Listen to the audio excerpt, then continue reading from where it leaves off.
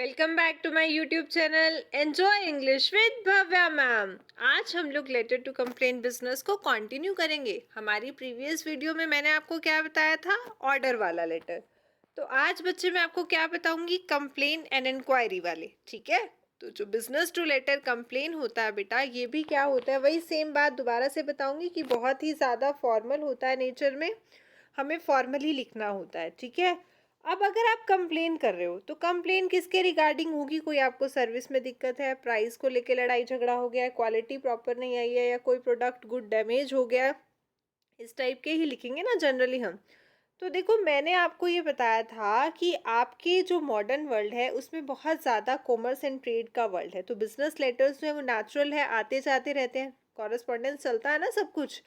लेकिन क्या होता है बच्चे, ये बिजनेस लेटर पर्सनल लेटर से बिल्कुल अलग होते हैं। यहाँ पर आपकी जो टोन होती है, जो आपका बोलने का वे होता है, जो आप बॉडी लिखते हो, जो आप कंटेंट लिखते हो, सब चीज़ें बहुत ही ज़्यादा फॉर्मल वे में होती है। हमें बहुत ही फॉर्मली ट्रीट करना होता है, बहुत ही सिंपल वे में, बहुत ही सिस्टमेटिक वे में।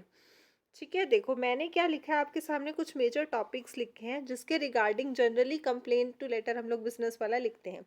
देखो, ज़्यादा से ज़्यादा बच्चे क्या होगा, कंप्लेन किसको लेके हो सकती है कि आपका जो ऑर्डर है वो पूरा नहीं आया, डिफेक्टिव आ गया, या फिर क्या है, लेट आया, या फिर क्या है, गुड्स की जो पैकिंग थी वो डिफेक्टिव थी, डैमेज कंडीशन में आया, मंगाया कुछ था आया कुछ, क्वांटिटी उतनी नहीं थी जितनी ऑर्डर की गई थी, गलत एड्रेस पे चला गया, स्टाफ ने या सेल्समैन ने गलत बिहेव किया, बिल जो है उसमें गलती है, वर्क मतलब क्या है, ये सारे कुछ ऐसे टॉपिक्स हैं जो जनरली कंप्लेन के रिगार्डिंग होते हैं। अगर आपने कुछ ऑर्डर किया तो जनरली यही सब बनता है।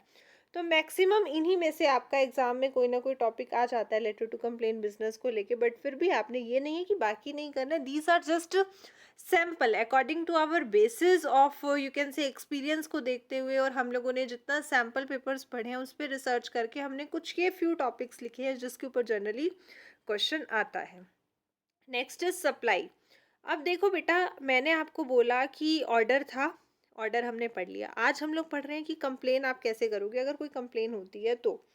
देखो, सेम वही चीज़, right a letter to the standard book company Kannur को आपने ये लेटर लिखना है। जिसको लिखना है वो हमारा क्या हो जाता है, रिसीवर एड्रेस। करेक्ट। किसके बारे में कंप्लेन करनी है, पुअर क्वालिटी ऑफ बुक्स पे। तो ये हमारा सब्जेक्ट हो गया कि पुअर क्वालिटी ऑफ बुक्स दी गई हैं।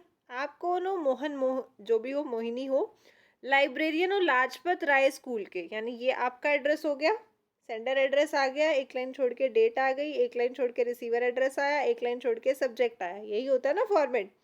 फिर हमने लिखा डियर सर। अब बेटा आपको कंप्लेन करनी है। अब कंप्लेन तो करनी है भाई, कंप्लेन भी बड़े प्यार से करनी पड़ती है आजकल, क्योंकि आपको पता है ना ऐसे कोई रिटर्न नहीं करता। हम लोग किसी शॉपकीपर के पास जाए, वापस करने जाएं, कैसे वो हमें इग्नोर करते हैं।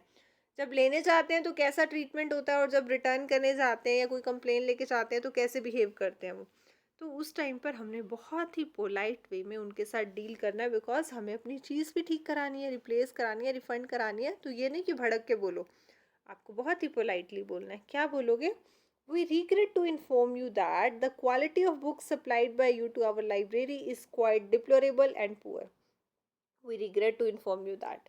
स्टार्टिंग आप ऐसे करो कि हमें बहुत दुख हो रहा है बताने में, हमें बहुत पछतावा हो रहा है कि जो सामान हमने आपसे मंगवाया था वो ऐसे से ख़राब निकला। अब आप उसको क्या करोगे, थोड़ा सा मक्खन लगाओगे, बटर पेस्टिंग करोगे, क्या बोलोगे, हम तो आपके बहुत पुराने कस्टमर हैं, रेगुलर कस्टमर हैं, हमारे साथ आपकी बिजनेस ट्रांजेक्शन्स बहुत टाइम से चल रही है, आपकी तो इतनी अच्छी रेपुटेशन है, आपकी तो इतनी अच्छी गुडविल है, आपसे तो ये एक्सपेक्टेड ही नहीं था। ये क्या किया आपने, थोड़ा सा मक्खन लगाया ताकि वो आपकी बात को सुने, अदरवाइज वो सुनेगा ही नहीं। फिर हम अपनी बात पे आते हैं कि we placed an order for the purchase of about 500 books for the school library.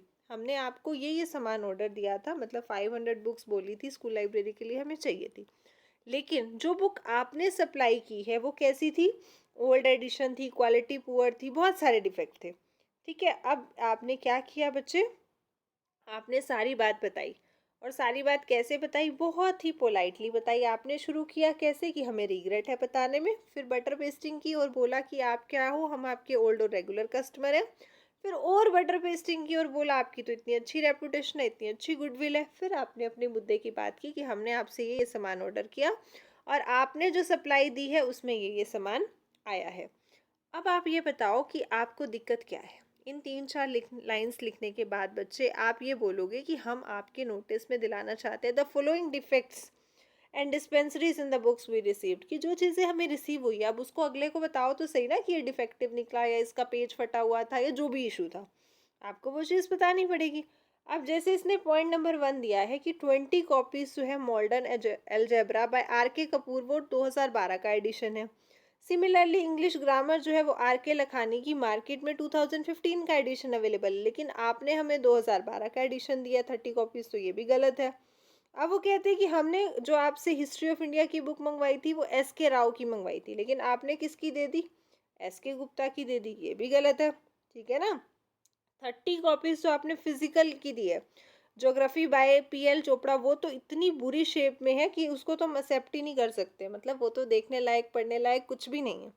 तो आपको क्या करना है, हर एक छोटी छोटी डिटेल देनी है जो भी आपको डिफेक्ट दिया है, जो भी आपको दिखता है। अगर क्वेश्चन में गिवन हो तो लिख देना, नहीं गिवन तो अपनी मर्जी से कोई भी 3 पॉइंट बना के लिख देना, बिकॉज 2 जनरली कम हो जाते हैं और 4 ज़्यादा हो जाते हैं, तो 3 पॉइंट सफिशिएंट है, आप लोग 3 पॉइंट्स कोई भी लिख देना। एंड लास्ट में we hope you will replace, या तो आप क्या करोगे, इस चीज़ को रिप्लेस करोगे और या फिर आप क्या करोगे, रिफंड करोगे। ठीक है, as early as possible, simple. ठीक है ना। उसके बाद क्योंकि देखो कोई ना कोई सोल्यूशन तो हमें चाहिए, नेचुरल है, तो आप ये बात उनको बोल सकते हो।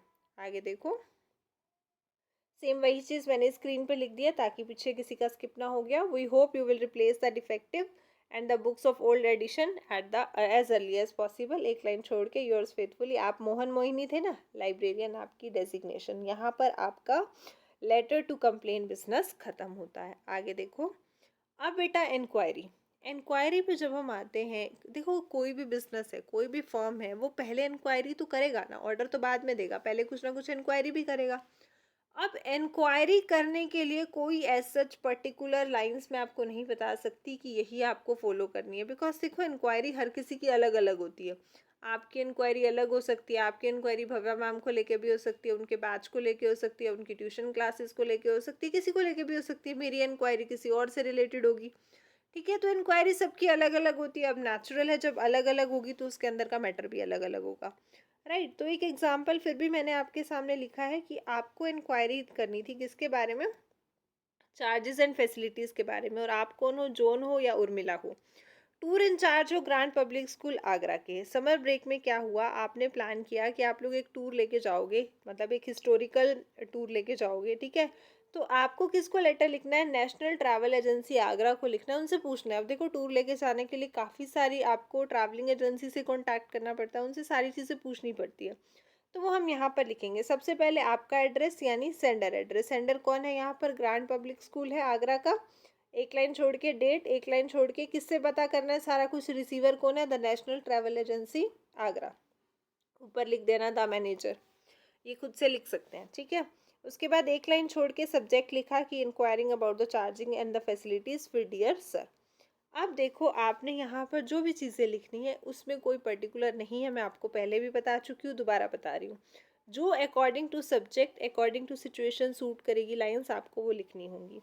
अब आपने लिखा कि हम लोग प्लान कर रहे हैं एक टूर, कहाँ पर, हिस्टोरिकल इंपॉर्टेंस के लिए। समर ब्रेक में स्टूडेंट्स जो है 10th 11th 12th ने ऑर्गेनाइज़ किया कि हम लोग 2 days का टूर करेंगे फतेहपुर सिकरी का, जो किसकी कैपिटल है, अकबर की कैपिटल है। तो हम लोग 170 बच्चों को लेके जाएंगे, जिसमें 3 टीचर हैं और 4 पीएन है।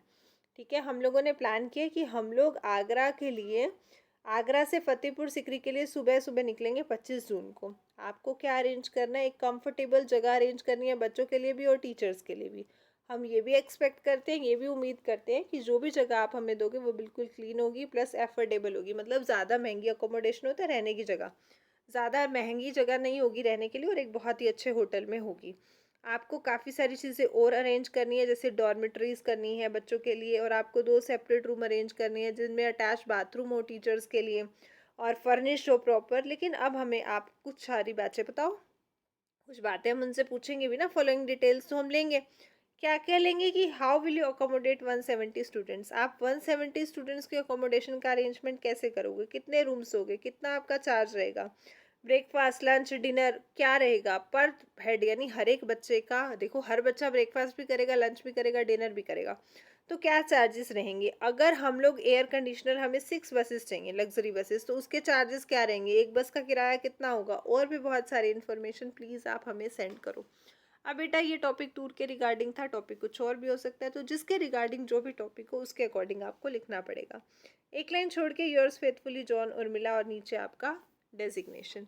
तो यहाँ पर हमारा लेटर टू बिजनेस इंक्वायरी भी ख़त्म होता है। याद रखना, ऑर्डर हमने कर लिया था कल, ठीक है, और कंप्लेन भी हमने किया, और अब हमने क्या कर लिया बच्चे, इंक्वायरी भी कर लिया, एडिटर भी कर चुके हैं, ऑफिशियल भी कर चुके हैं। अगर किसी बच्चे ने कोई लेटर नहीं सुना है तो आप लोग, मेरी यूट्यूब पे वीडियोस अवेलेबल है, प्लीज़ आप चेकआउट कर लेना, ठीक है, because these are very helpful for you all. Okay, so let's move further with the thank you. But thank you कहने से पहले मैं आपको एक बात, एक गुड न्यूज़ देना चाहूँगी। बात तो क्या बताऊँ, there is a good news for you all, और वो गुड न्यूज़ ये है कि you all know very well that मैं नून अकेडमी में पढ़ाती हूँ, राइट। तो नून अकेडमी में बच्चे, हम लोगों का एक बैच स्टार्ट हुआ था, उड़ान बैच। तो आप लोगों की मेहनत को देखते हुए, आप लोगों के हार्डवर्क को देखते हुए, we have decided something that हम लोग आपको स्कॉलरशिप देंगे। And you know what, scholarship limited बच्चों के लिए होती है ना, सभी बच्चों के लिए तो नहीं होती है। कुछ सिलेक्टेड बच्चे ही होते हैं जो स्कॉलरशिप को गेन कर पाते हैं, करेक्ट। तो क्या है बेटा, हम लोग फ्लैट 50% किया है हम लोगों ने। It's a scholarship but it is for a limited students. ये सिर्फ लिमिटेड बच्चों के लिए है, सभी बच्चों के लिए नहीं है, बिकॉज ये हमारा जो उड़ान बैच है ये पेड बैच है। और अगर आप फ्लैट 50 करते हो तो आपको इंग्लिश पढ़ने के लिए सिर्फ 499 रुपीज़ पे करने होंगे, ओनली 499 रुपीज़। और ये जो 499 रुपीज़ होंगे बेटा, ये आपके तब तक की अमाउंट है जब तक आपके मार्च में फाइनल एग्जाम्स नहीं होते, तब तक की, ठीक है। So it's a golden opportunity, grab fast, जल्दी से जल्दी स्कॉलरशिप को गेन करो, because seats are very limited. हम लोग लिमिटेड बच्चों को ही दे रहे हैं ये scholarship. And remember one more thing, जब आप पेमेंट करने जाओगे तो आपसे कूपन कोड मांगा जाएगा, और आपको कूपन कोड क्या डालना है, TGBC4 डालना है। TGBC4 डालना है बच्चे, और आपको क्या मिलेगा, फ्लैट 50%। बट सभी बच्चों को नहीं, जल्दी से जल्दी go fast and enrol it. Okay बेटा, bye bye, thank you, see you soon, bye बच्चे।